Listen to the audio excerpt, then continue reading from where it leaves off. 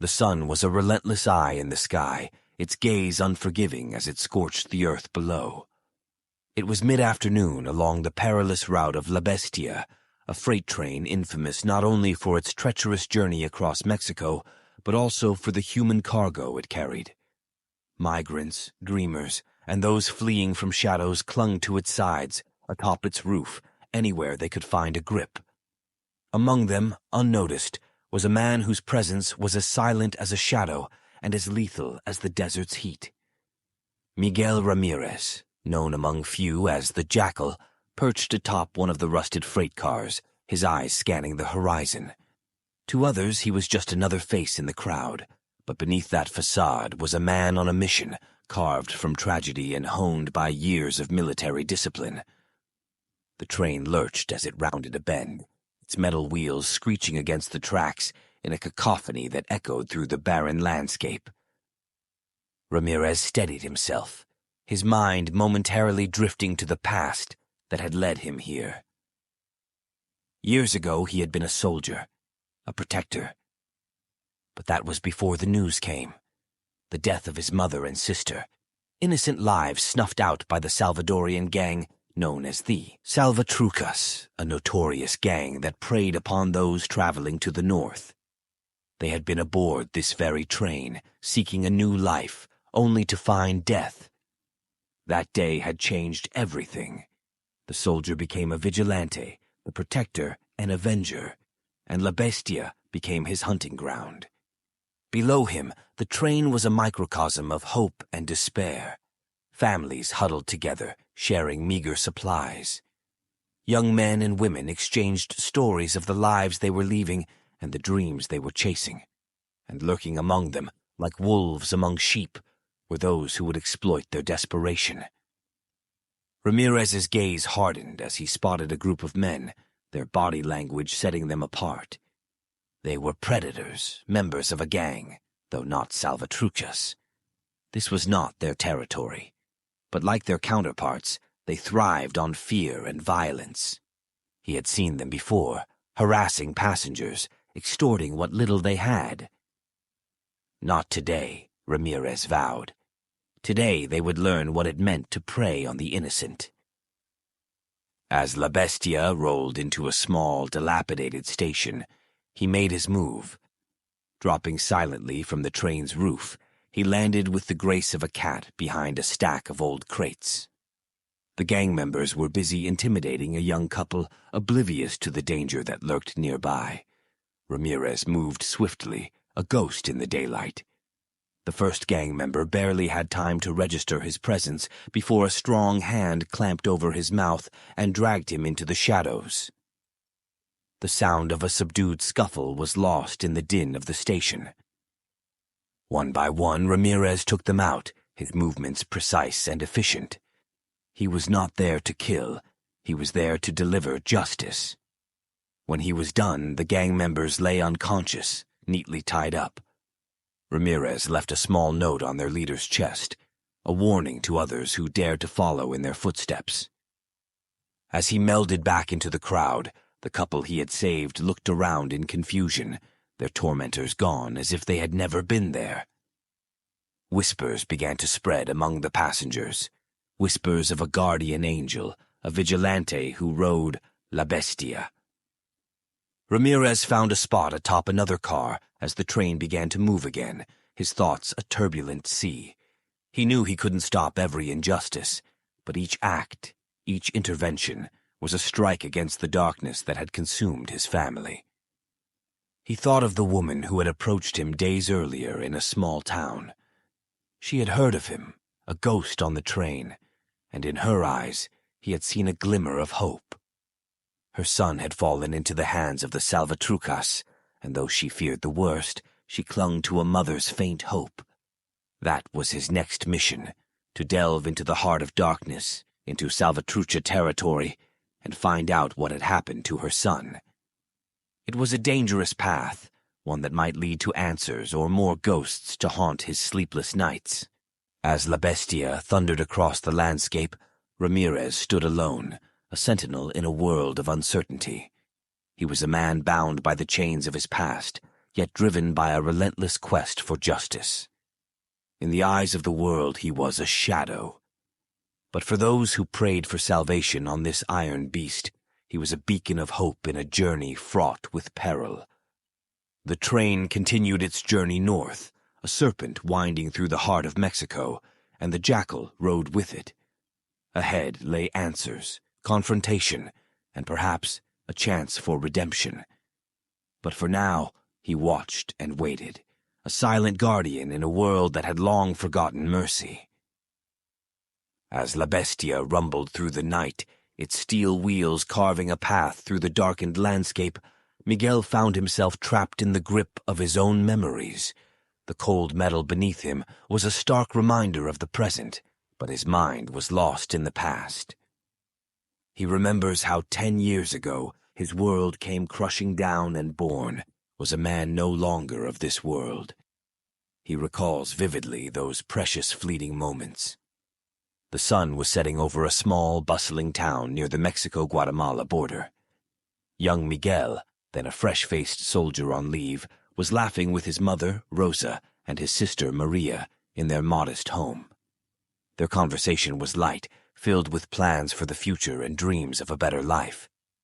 Rosa spoke of her desire to see Maria get a good education, perhaps in the United States, where opportunities seemed endless. Maria, barely 16, listened with wide-eyed wonder, her aspirations reaching far beyond the confines of their small town. Miguel had listened, pride swelling in his heart. He had joined the military to provide for his family, to give them the life they deserved. But as he looked at their hopeful faces, a nagging worry tugged at him. The journey north was fraught with danger, especially for 2 women traveling alone. Present day. Miguel's eyes snapped open as the train jolted. The memory faded, leaving a bitter taste. His family's dream had turned into a nightmare. They never made it to the United States. Instead, their journey ended on La Bestia, at the hands of ruthless gang members. The train was nearing a notorious stretch of the route, a sector controlled by the Zetas, a gang feared for their brutality. Miguel knew he needed to be vigilant. As he surveyed the area, he noticed a group of men boarding the train. Their tattoos and demeanor left no doubt. They were Zetas. Miguel's hand instinctively went to the knife hidden beneath his jacket. He had no illusions about what these men were capable of. He had encountered their kind before, each encounter a dance with death.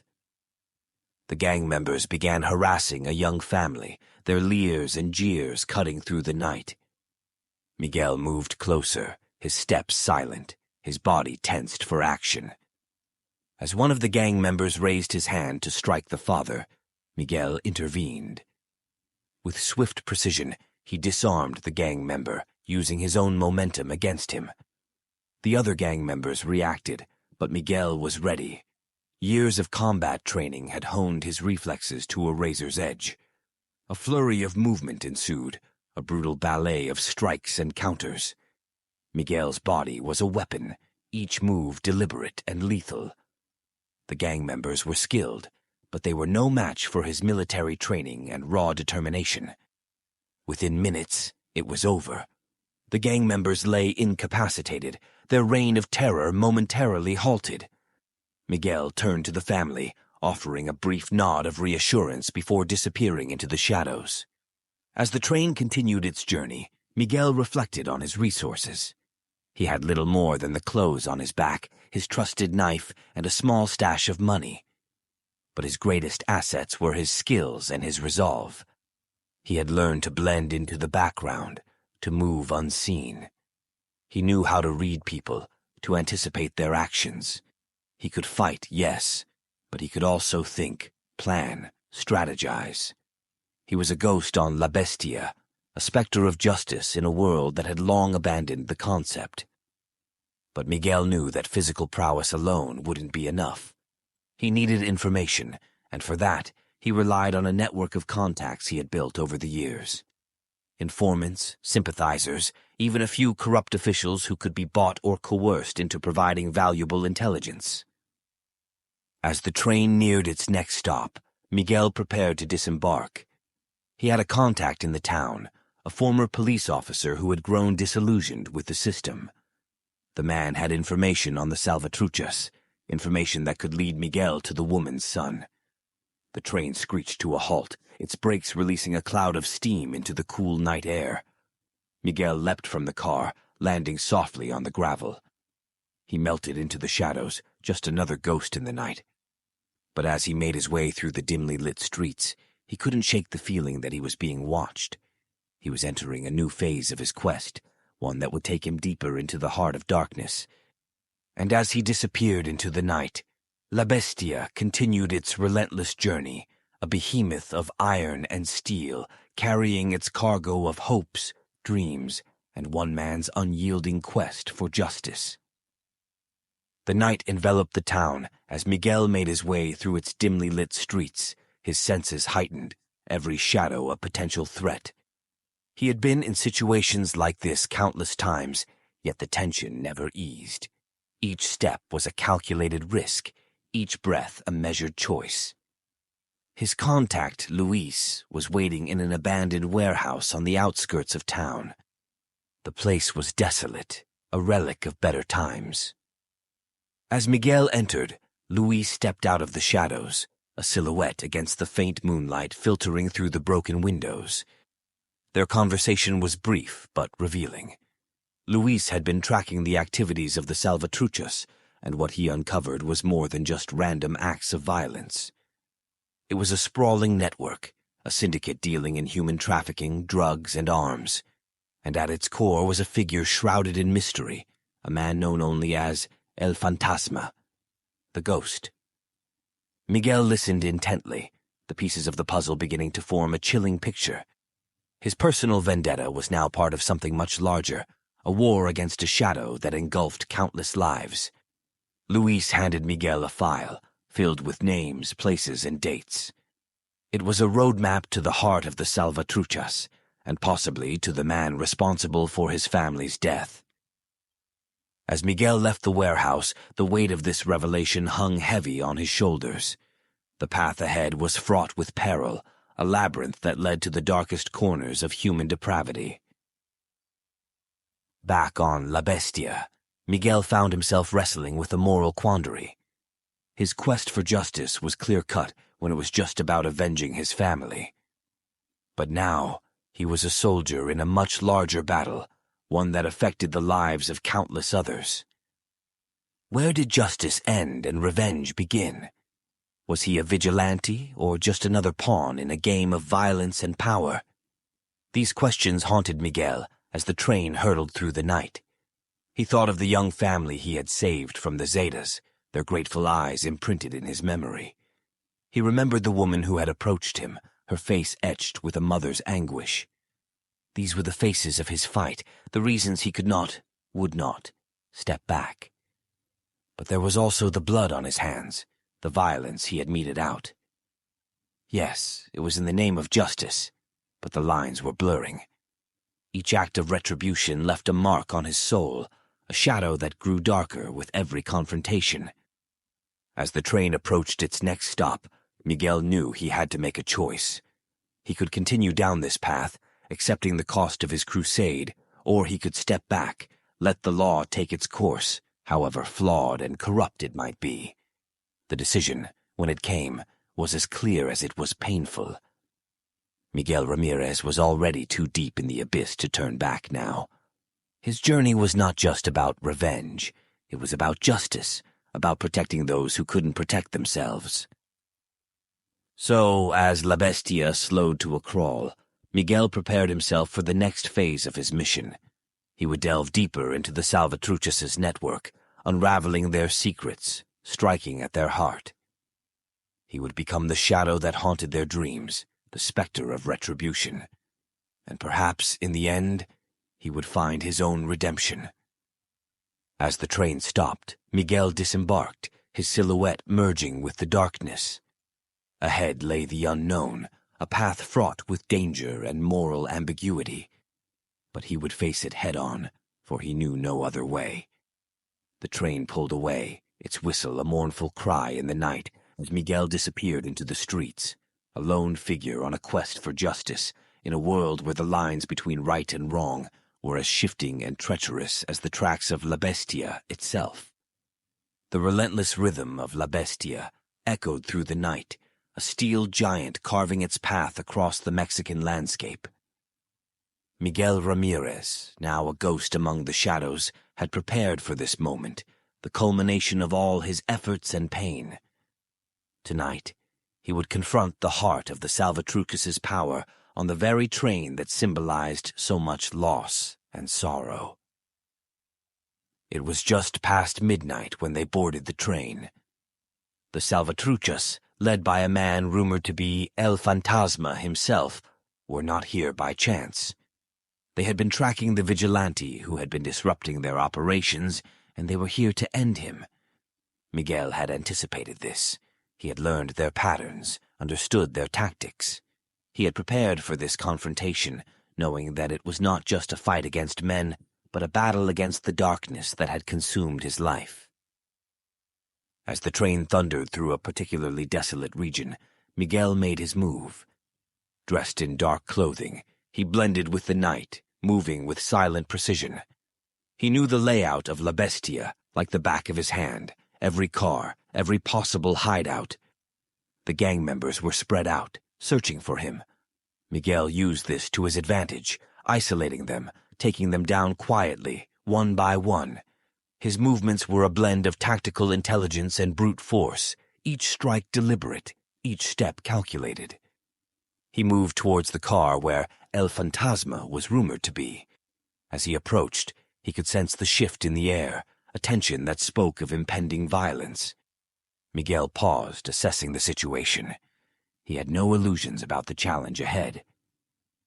El Fantasma was surrounded by his best men, each one as deadly as the next.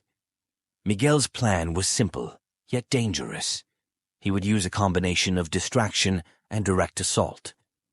He threw a small device to the other end of the car, creating a noise that drew the attention of the gang members. In the moment of distraction, he burst through the door, his body a weapon of trained precision. The combat that ensued was intense and brutal. Miguel's military training was evident in every move he made. He was a whirlwind of controlled aggression, his attacks efficient and deadly. The gang members were skilled, but Miguel was a force unto himself, a man driven by a purpose that transcended mere survival. As he fought, Miguel's mind was clear, focused. He remembered the faces of his mother and sister, the lives lost to these men and others like them. This fight was for them, for the justice they never received. Finally, after what seemed like an eternity, he stood face to face with El Fantasma. The gang leader was a formidable opponent, his eyes cold and calculating. The final confrontation was a clash of titans. Each blow exchanged was a testament to their respective skills and resolve. But Miguel had something more, a burning need for closure and justice that fueled his every move. With a final decisive maneuver, he overpowered El Fantasma, disarming and incapacitating him. As he stood over the fallen gang leader, Miguel felt a surge of emotions. But among them, there was no satisfaction, no sense of triumph. There was only a heavy realization of the cost of this war he had waged. The train continued its relentless journey, a witness to the battle that had unfolded within its walls. Miguel Ramirez, the Vigilante of La Bestia, had confronted his nemesis, but the victory was bittersweet. In the quiet aftermath, as he secured El Fantasma and his remaining men, Miguel knew that this was not the end. The fight against darkness was a never-ending battle. But for now, he had struck a significant blow against the forces that had destroyed his life and the lives of countless others. As the first light of dawn began to break the horizon, Miguel sat alone in the now silent car. He was weary, his body and soul marked by the night's events. But in his heart, there was a glimmer of something that had been absent for a long time, a hint of peace, a sense of having honored the memory of those he had lost. La Bestia roared on, its journey unending. But for Miguel Ramirez, this night had marked a turning point, a moment when the ghost had faced his demons and emerged, not unscathed, but undefeated. In the wake of the climactic confrontation on La Bestia, the morning sun rose over a landscape that bore the scars of night's turmoil. Miguel, weary yet resolute, watched as the horizon bled with the first light of dawn. The train, now a symbol of his relentless pursuit of justice, continued its relentless journey northward. As the news of the defeat of El Fantasma and his men spread, a temporary calm settled over the usual routes of La Bestia. The Salvatruchas, thrown into disarray by the loss of their leader, retreated into the shadows, their operations disrupted. For the countless migrants who braved the journey atop the Iron Beast, this brought a fleeting respite from the unending violence that had plagued their voyage. Miguel, sitting amidst the quiet aftermath, reflected on his actions. The takedown of El Fantasma had not dismantled the gang entirely, but it had given a momentary pause to their reign of terror. It was a small victory, perhaps, but in the grand scheme of his war against the darkness that had consumed his family and so many others, it was significant. It reinforced his belief that his path, though fraught with violence and moral ambiguity, was just. It was a confirmation that, in the absence of law and order, his brand of justice was necessary. However, Miguel knew that this peace was temporary, a brief lull in an ongoing storm. The gangs would regroup, new leaders would emerge, and the cycle of violence would continue. But for now, he had given the innocent a chance to breathe, a chance to dream of a life free from fear, if only for a little while. The train eventually pulled into a small station where Miguel disembarked, carrying the weight of his recent victory and the burdens of his ongoing battle. He had one more task to complete, a promise to fulfill. He made his way through the bustling streets to a modest house on the outskirts of the town. There, he was met by the woman who had approached him days earlier, her eyes a mix of hope and despair. They spoke in hushed tones, the woman clinging to every word as Miguel recounted his encounter with the Salvatruchas. He spoke of the disruption of their operations, the temporary safety it provided for those like her son. But he also spoke the truth, that he had not found her son, that the shadows of La Bestia still held many secrets. The woman listened, tears streaming down her face, a mixture of gratitude and sorrow. Miguel offered no false promises, no platitudes. He could give her closure on the fate of the gang that had taken her son, but not absolution from the pain that would linger. Their meeting was a poignant reminder of the human cost of this war, a testament to the lives caught in the crossfire of a battle that seemed unending. Miguel left her with a promise to continue his fight, to keep searching for those lost in the darkness. As he walked away from the woman's house, Miguel felt the weight of his journey more than ever. He had become a symbol of hope for some, a bringer of justice in a world where it was in short supply. But he was also a man alone, haunted by his past and driven by a mission that offered no end, no final victory. The streets were alive with the sounds of daily life, but to Miguel they were echoes of a battle that was far from over. He knew that his fight was just one part of a larger struggle, one that spanned beyond La Bestia and the gangs that preyed upon its passengers. As he disappeared into the crowd, Miguel Ramirez, the Vigilante of La Bestia, prepared himself for the road ahead. It was a path marked by shadows and light, by battles won and losses mourned. But it was a path he had chosen, a path he would walk until the end.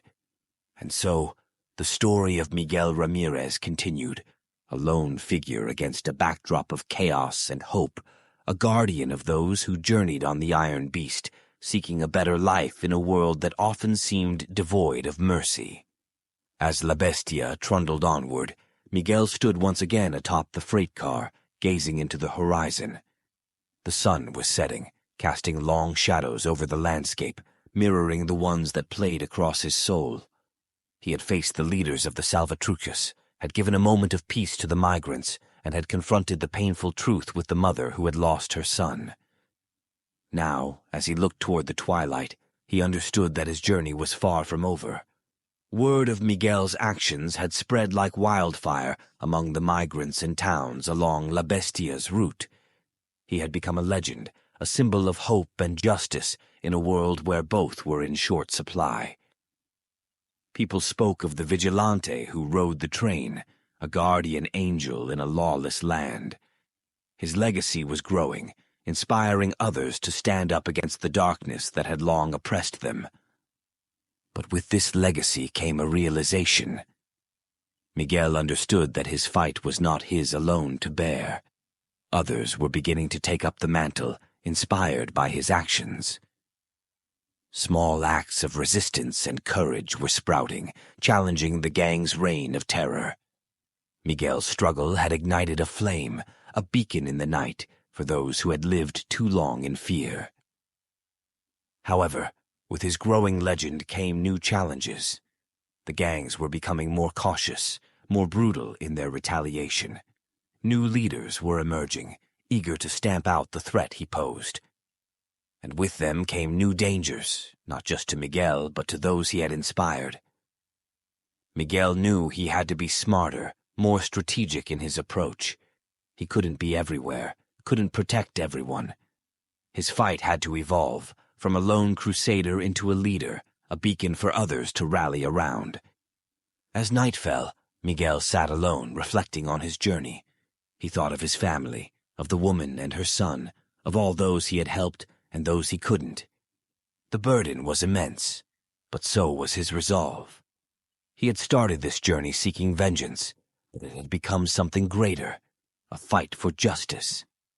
He realized that this was his life now, a never-ending battle against the forces of darkness. There would be no final victory, no triumphant return to a normal life. His path was on La Bestia, among the people who needed him, against the enemies who feared him. But in this realization, there was also a sense of peace. Miguel had found his purpose amidst the chaos and pain. He had become a symbol of hope, a force for good in a world that desperately needed it.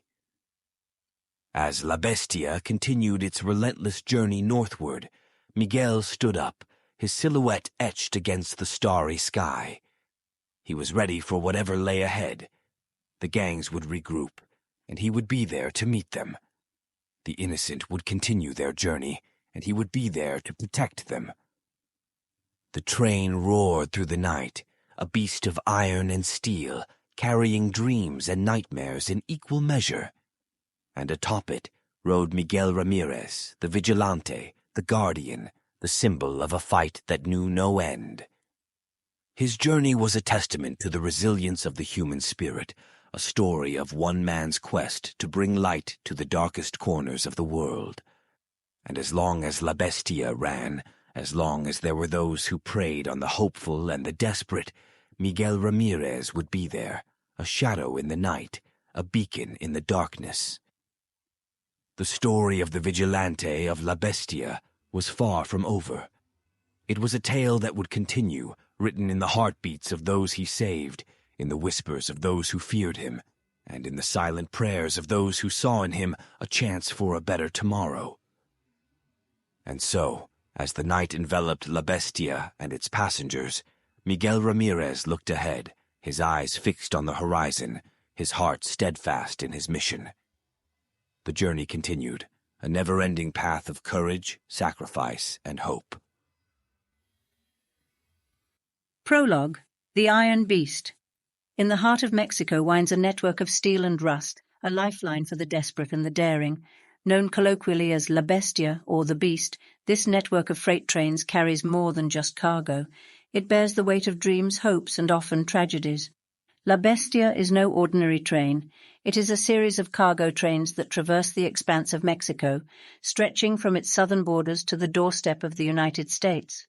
For many migrants from Central America and even parts of Mexico itself, La Bestia represents a pathway to a new life, an escape from poverty, violence, and despair.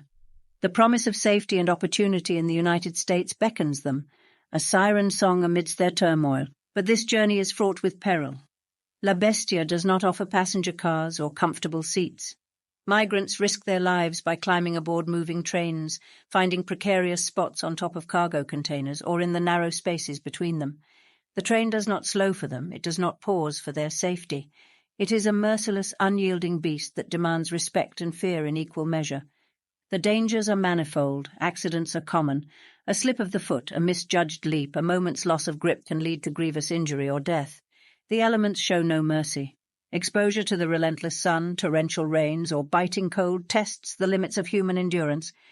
Yet the physical hazards are only part of the story.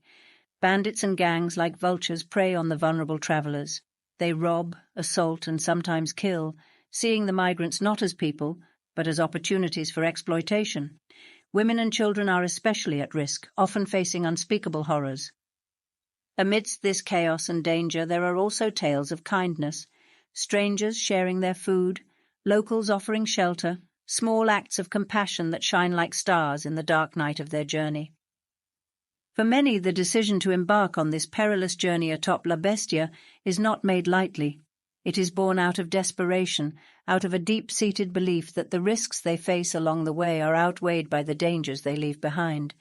Gang violence, extreme poverty, and political instability are just some of the factors that drive these migrants to seek a better life. La Bestia is more than a train. It is a symbol of the struggle, resilience, and hope of those who ride it. It is a testament to the lengths people will go to in search of safety and opportunity, a reminder of the human capacity for both cruelty and kindness. And so, as La Bestia continues its relentless journey across Mexico, it carries not just the dreams of those who ride it, but also the stories of those who have fallen along the way. It is a reminder of the ongoing human drama, the unending quest for a better life, and the indomitable spirit of those who dare to reach for it. We hope you have enjoyed this episode of Quantum Dispatches, and stay tuned next week for another thrilling adventure. Thank you for listening.